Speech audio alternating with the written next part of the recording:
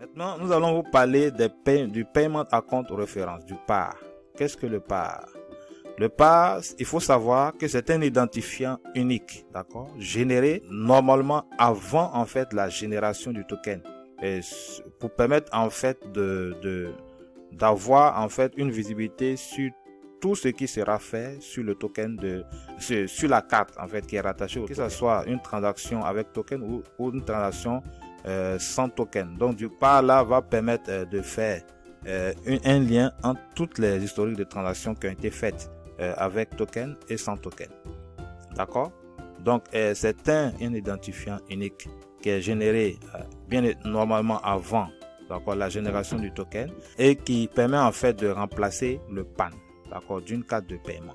Donc il permet de sécuriser les transactions et de réduire le risque de fraude en évitant la transmission de données sensibles telles que le PAN. Le tag qui est utilisé en EMV, c'est le tag 9F24. D'accord?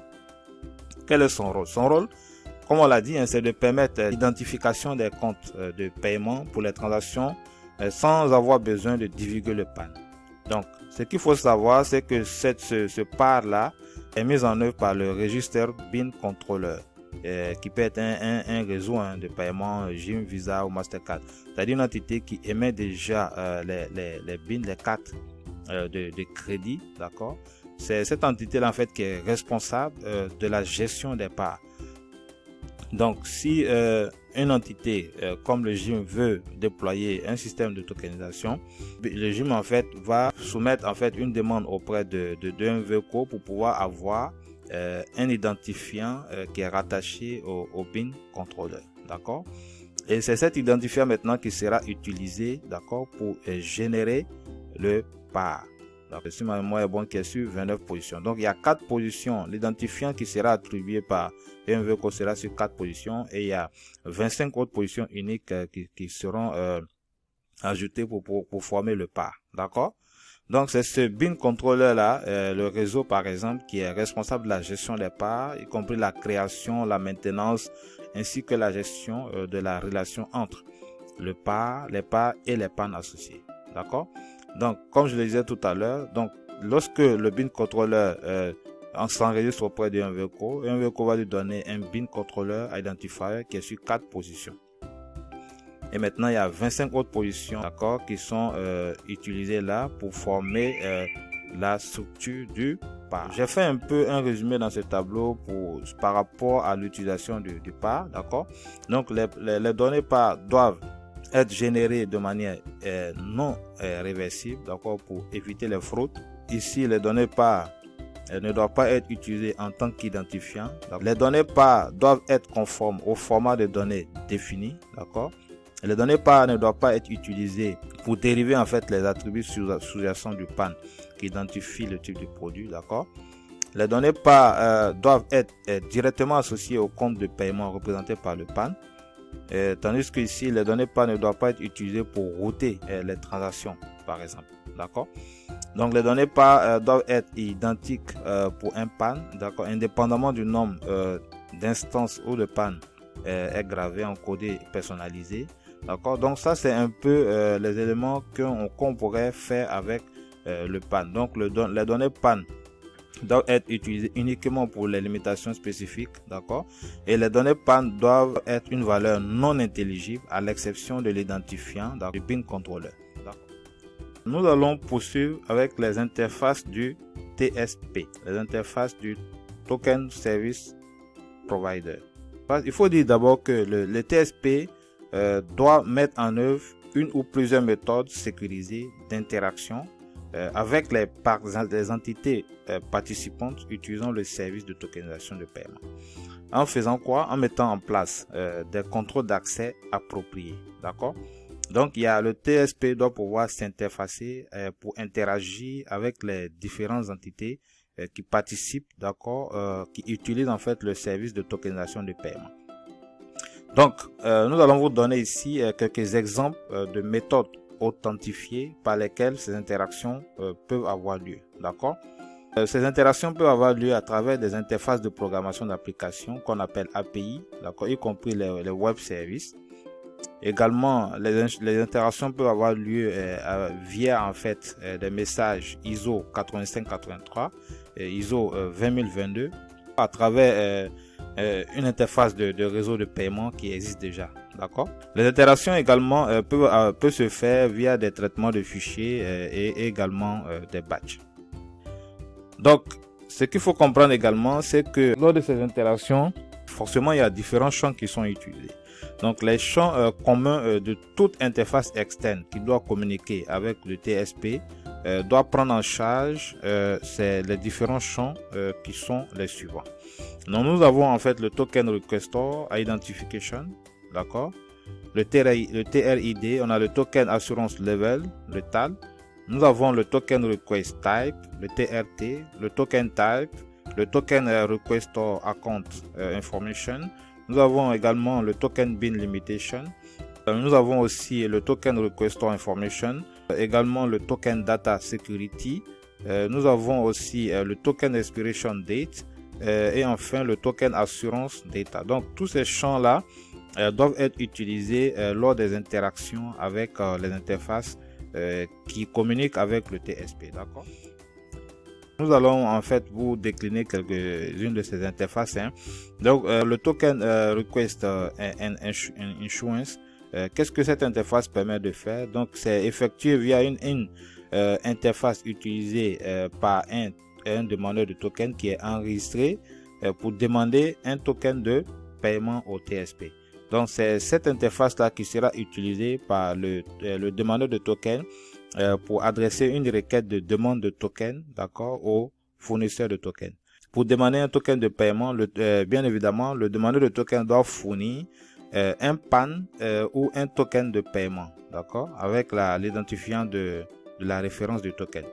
Donc, l'interface de demande de token peut prendre en charge les éléments qui suivent, peut prendre en charge des demandes en temps réel, d'accord, qui nécessitent l'émission d'un token de paiement et d'une date d'expiration pour chaque demande de token.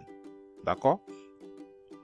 Elle peut également prendre en charge des demandes en lot, d'accord, via un fichier d'interface sécurisé. Donc, nous avons une autre interface, l'interface basée sur PAN, par exemple. Lorsque le demandeur de token fait cette demande de token, il peut utiliser une interface qui est basée sur un PAN, c'est-à-dire qui permet de fournir le PAN lors de la requête. D'accord. Et pour ce type d'interface là, il y a un indicateur de tokenisation de paiement qui doit être inclus dans le message pour indiquer l'intention de réutiliser l'interface basée sur du PAN. D'accord. Et l'ajout de l'indicateur de tokenisation de paiement identifie explicitement que l'interface basée sur PAN est utilisée dans la demande de token plutôt que dans sa fonction d'origine. D'accord. Donc, quand on ajoute cet indicateur-là, ça permet en fait d'indiquer au TSP que voilà, c'est pas une demande standard, c'est une demande qui concerne en fait une demande de token qui est rattachée au PAN qui a été spécifié.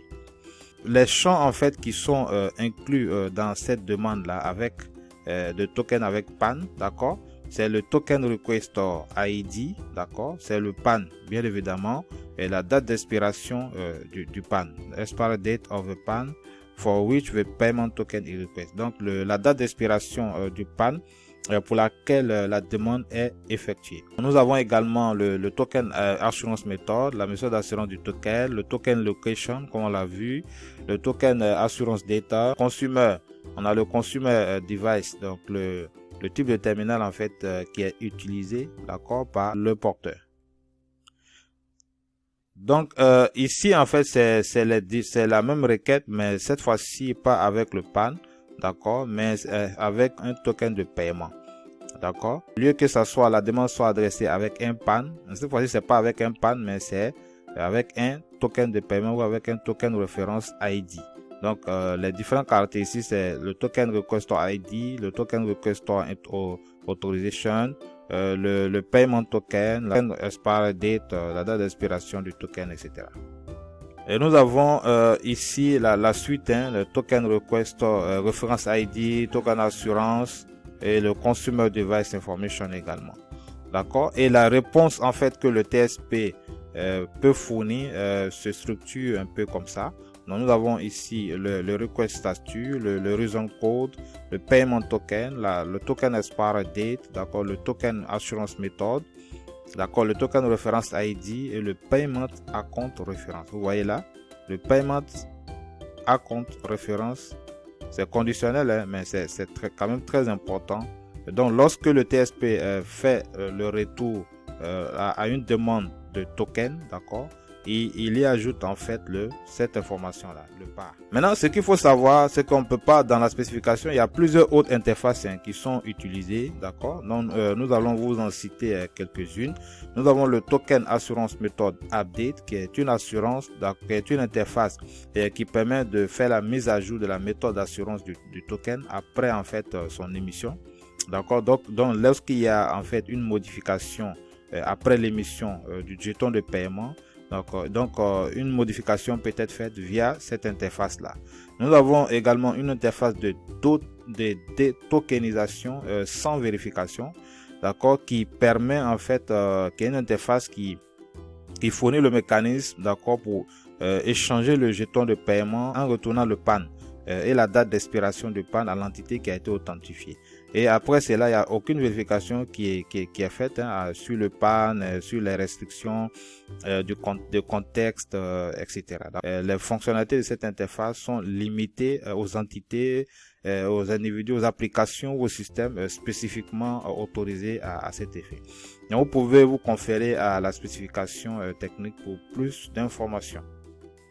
Nous avons également une autre interface, la détokenisation, d'accord, avec vérification cette fois. Donc c'est la même chose en haut, mais après, il y aura en fait vérification des jetons de paiement et en appliquant également les contrôles de restriction de domaine associés à ce jeton de paiement là. Donc vous pouvez regarder la spécification pour plus d'infos.